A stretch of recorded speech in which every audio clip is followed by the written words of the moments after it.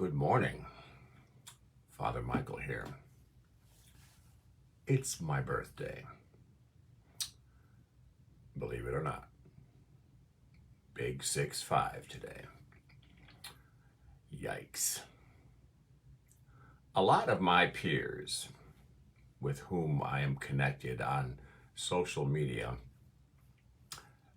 some of whom went to school, some of them going way back even to grade school, as well as some younger ones who are in the generation after mine, are getting lazy in their golden years.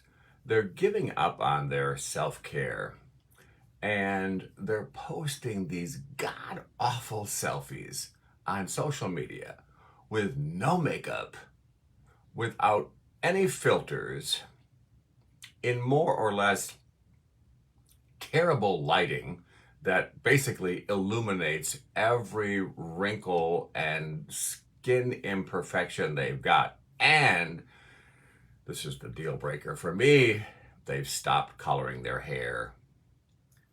Man.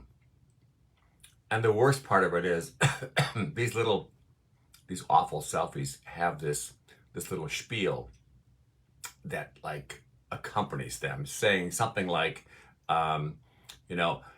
people of a certain age who have excessive miles on their odometers, who have overcome various and sundry obstacles on the highway of life, whose original parts perhaps have been retrofitted with aftermarket devices, but who have now reached the wisdom stage of life, which is one breath away from assisted living. We are rightly proud of the way we look without any makeup or hair coloring or anything less than our natural beauty shining through, blah, blah, blah. Give me a freaking break here, people. Come on. Thank God for friends like Mary Holdren Luft, who I'm going to tag in this video, who has made with me a sacred covenant in the presence of God that she and I will continue to color our hair as long as we both shall live. It's a sacred duty that we feel that we must keep. Well, today is my 65th birthday. And truthfully, I don't really focus too much normally on my birthdays. It's just a number. But this one has me feeling some kind of way. I have tried, looking back over my life, I have tried so hard, so many times, and unsuccessfully, I might add, to fit myself into other people's expectations of how I should live my life, starting young at the age of 17 when I left home to make my way in this world as an underage bartender, sous chef, and after-hours companion. I've worked multiple jobs, really 95% of my life. And I've achieved everything I ever set out to achieve, everything I wanted. A few college degrees, a family, multiple cars and homes and priesthood. And to come to a level of maturity so that I could someday joyfully realize that I was doing God's will for me in this life and living my best life. And actually, I feel that way quite often, especially on a warm day. Like last Saturday was one of those days. Monday was one of those days.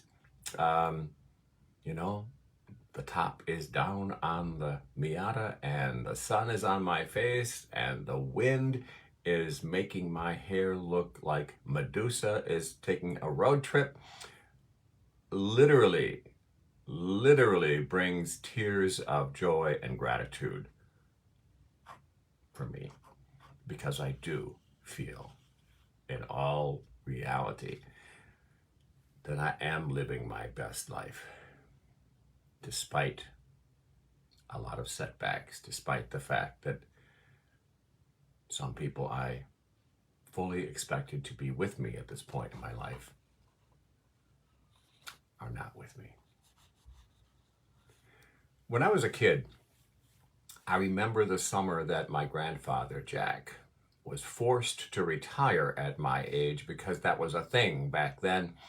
And I remember watching him and observing how he lived his life. He was always ready to cry silently, very emotional. I'm the same way. But I would observe his interactions with his peers, and sometimes he would walk down to the office where he had worked as an accountant for many years, and just to say hi to his former work colleagues, and I would watch those interactions because I was there with him during the summertime, and I would think to myself, wow, someday I'm going to be that smart and that wise, and I'm going to be just as loving as he is when I'm 65 someday. Well, about that, I realize in total frankness that I'm nowhere near as smart or as wise or as loving as he was. I am still a work in progress. So, what do I have to say to show for 65 years of living on this planet? What do I have to offer anybody? And so, here it is. I maybe have 3 pieces of grandfatherly advice for those of you who are younger than I am, which is a lot of you. Number 1, Psalm 94, verse 19. When anxiety was great within me, your consolation brought me joy. You are not going to make it through this life without God. Period.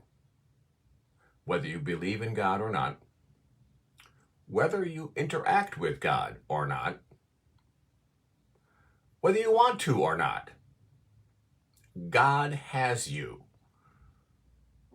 You can't escape that reality any more than you can escape the power of gravity. God is to you as water in an aquarium is to a goldfish.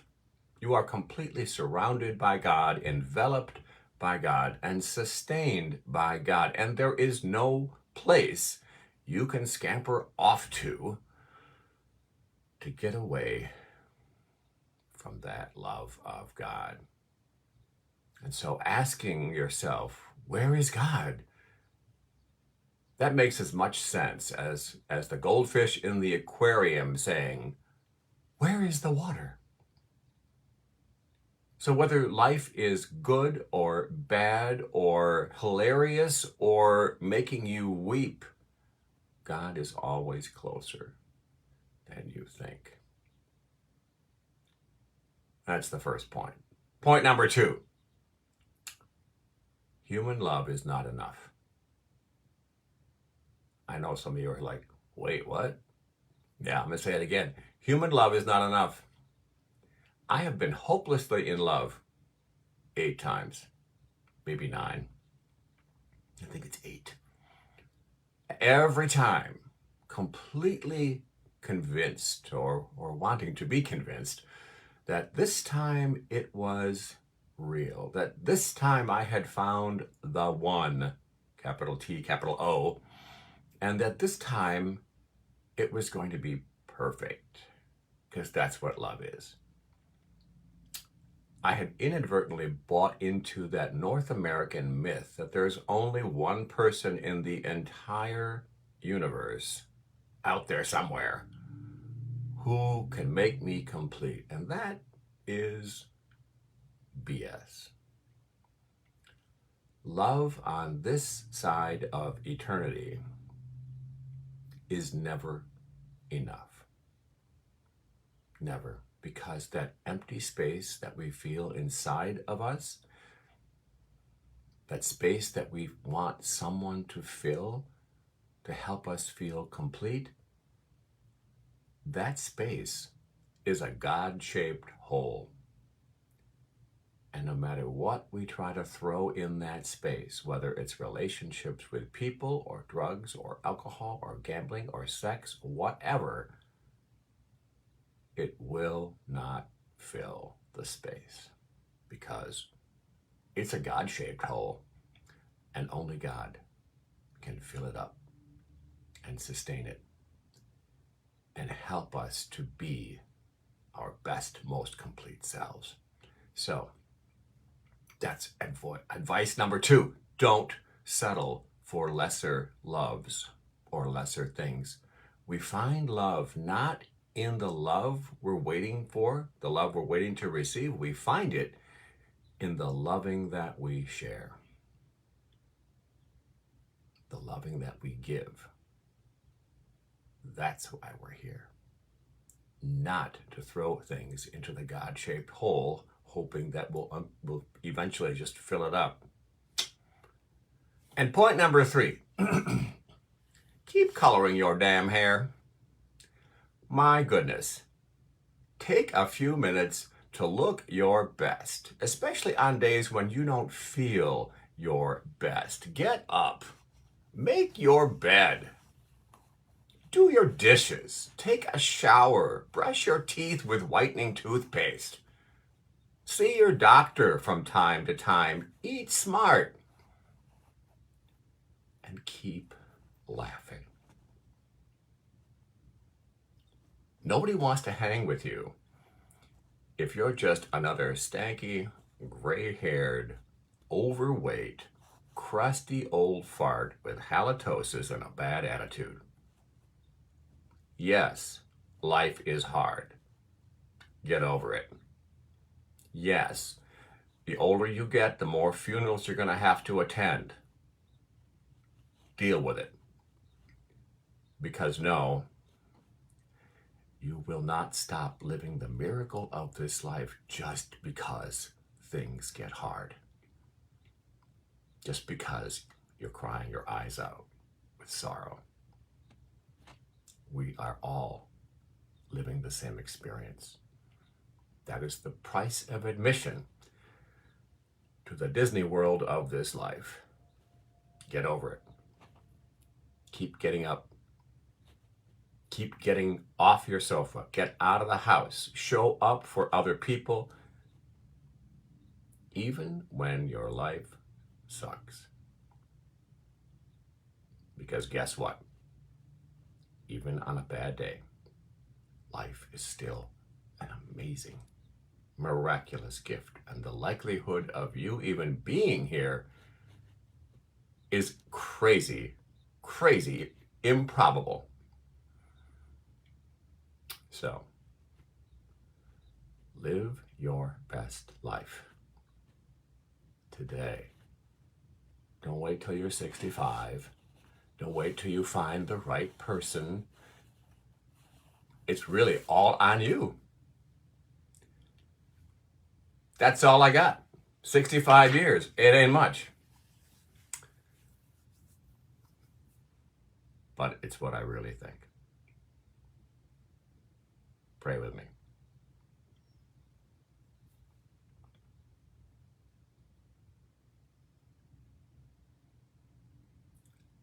Loving God of life, we come into your divine, holy presence in this moment with gratitude for the gift of life. We stand in this moment mindful of all the forces that could have pulled us beneath the waves, that could have taken hope from our hearts. The times when we felt so broken and alone, wondering if the sun would ever shine. And it has. And it shines even in this moment. For all of us who are struggling to make sense of this life, who wonder sometimes where you are, help us today to perceive your presence within our hearts. Illumine our minds just a little bit more today. Give us a little more confidence and trust. And help us to honor your divine presence that we carry within you as living temples of your love and power. For all of this life, we thank you. Help us to help someone else today. Amen. And now may the blessing of our mighty God be with you and all those you love, today and always. Otsa, i Synu, i Świętemu Duchu. Amen.